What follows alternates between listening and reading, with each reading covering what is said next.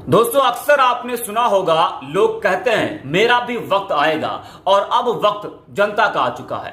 JP Nadda के बाद अब देश की सत्ता पर काबिज मोदी सरकार के मंत्रियों की हालत खराब हो गई है। जी हां दोस्तों, बीजेपी की हालत दिन ब दिन खराब होती जा रही है। सुप्रीम कोर्ट से तो आए दिन फटकार मिल रही है और अब खुद जनता भी सबक सिखा रही है। जेपी नड्डा गो बैक के बाद एक और बड़ी खबर सामने आई है, जिसने पूरे देश को, पूरी बीजेपी को हिला कर रख दिया है, जिससे पूरी बीजेपी में हड़कंप मच गया है। बीजेपी के मंत्रियों के खिलाफ अब लगातार केस दर्ज हो रहे हैं। संविधान का उल्लंघन करना और नफरत की राजनीति को बढ़ावा देने पर अब प्रधानमंत्री समेत उनकी पूरी फौज के खिलाफ केस दर्ज हो गया है।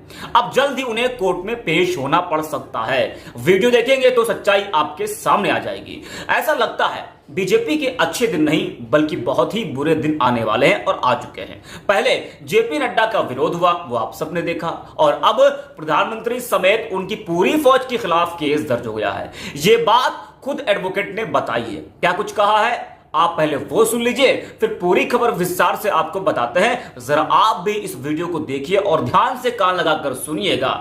मैंने नरेंद्र मोदी और पांच आदमी के खिलाफ ये मुकदमा दर्ज किया है तथा इसमें 40-50 लोग अज्ञात भी हैं। ये मुकदमा भारतीय संविधान के अनुच्छेद का उल्लंघन करने के लिए किया गया है। यह देशद्रोह का मुकदमा है तथा इन्होंने आम नागरिक का मौलिक अधिकार का हनन किया है और उनके सभी अवसरों को, रोजगार के अवसरों को खत्म करने का काम किया है, इसलिए मुकदमा दर्ज कराया गया है। आज परिवादी अधिवक्ता विनायक कुमार की ओर से भारत के प्रधानमंत्री नरेंद्र मोदी, गृह मंत्री अमित शाह के साथ साथ वित्त मंत्री निर्मला सीतारमण और रेल मंत्री अश्विनी वैष्णव के साथ नागरिक उड्डयन मंत्री ज्योतिरादित्य सिंधिया के खिलाफ 124 का आईपीसी की धारा 201, 120B के तहत एक देशद्रोह का मुकदमा दर्ज कराया गया है। इसमें आरोप लगाया गया है कि भारत के संविधान के आर्टिकल 21, 37, 38, 39 का खुलेआम उल्लंघन इन लोगों के द्वारा की गई है, जबकि उस संविधान में कहा गया है कि मौलिक अधिकार का किसी का अपहरण नहीं कर सकते हैं।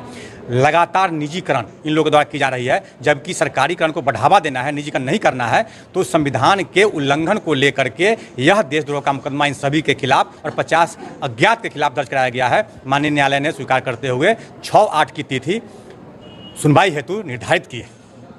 देखा आपने, दोनों वकीलों ने बताया है कि मोदी, शाह और कई मंत्रियों के खिलाफ परिवाद दायर हो गई है। अब इस मामले में 6 अगस्त को सुनवाई होनी है। एक खबर के मुताबिक पीएम मोदी समेत 5 केंद्रीय मंत्रियों पर मुजफ्फरपुर में परिवाद दायर। 6 अगस्त को सुनवाई। बिहार के मुजफ्फरपुर में पीएम नरेंद्र मोदी के खिलाफ परिवाद दायर किया गया है।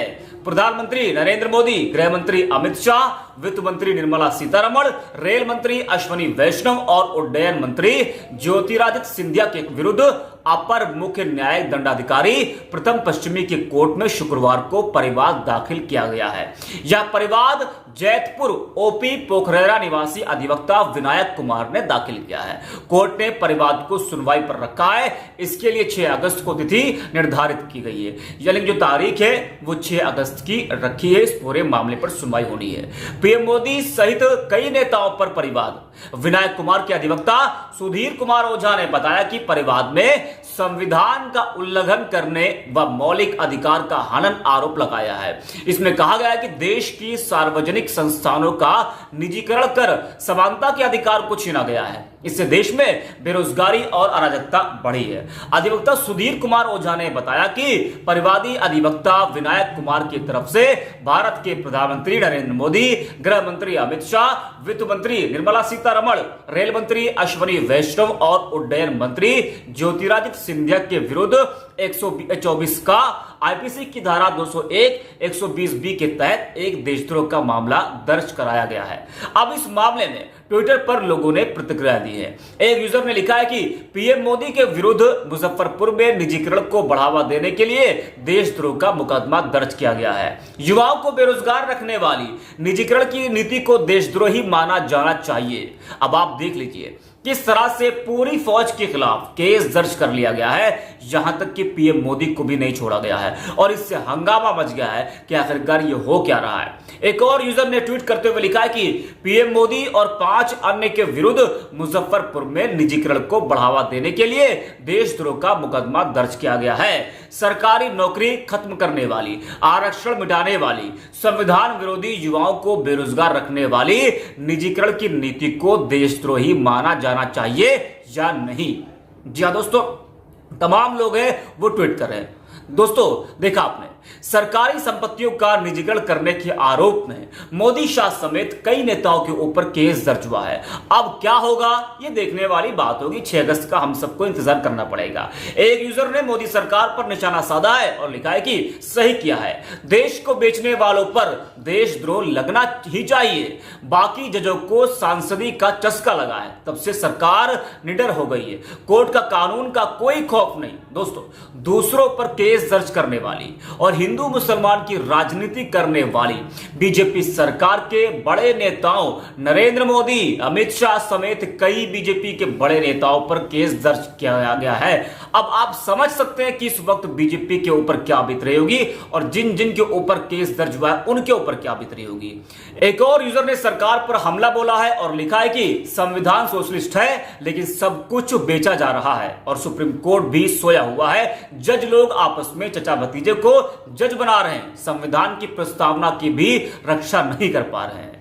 दोस्तों, अब सच आपके सामने है। मोदी सरकार समेत उनकी पूरी मंडली के खिलाफ केस दर्ज हो गया है। अब आगे कोर्ट का क्या फैसला होता है, कोर्ट क्या फैसला लेता है, ये देखने वाली बात होगी दोस्तों। लेकिन ये बीजेपी को कोई छोटा झटका नहीं है, बहुत बड़ा झटका है। और ये वही बिहार है दोस्तों जहां पर आपने देखा कि कुछ दिन पहले अभी हाल ही में बीजेपी के राष्ट्रीय अध्यक्ष जेपी नड्डा का विरोध हुआ था, काले झंडे वहां पर उनको दिखाए गए थे।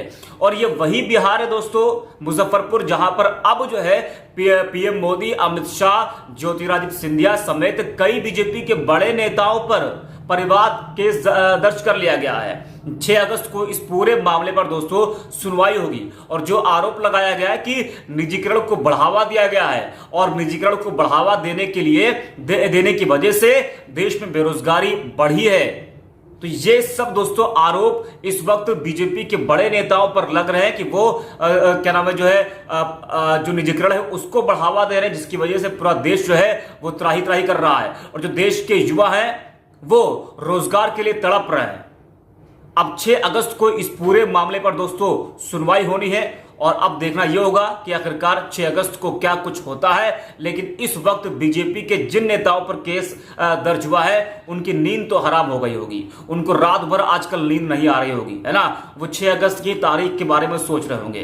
दोस्तों, अब देखिए, जो बीजेपी दूसरों के ऊपर केस दर्ज कर रही थी, है ना, अब वो खुद कटघरे में खड़े हो गई है। अब वो खुद जो कोर्ट में पेश होगी, है, तो ये हालात दोस्तों इस वक्त बीजेपी के कुछ नेताओं की हो चुकी है। जैसी करनी वैसी भरनी, ये कहावत दोस्तों बिल्कुल भी सही है। अब क्या होता दोस्तों ये देखने वाली बात होगी। अब इस पूरे मामले पर आपकी राय क्या है, कमेंट करके आप जरूर बताएं। धन्यवाद।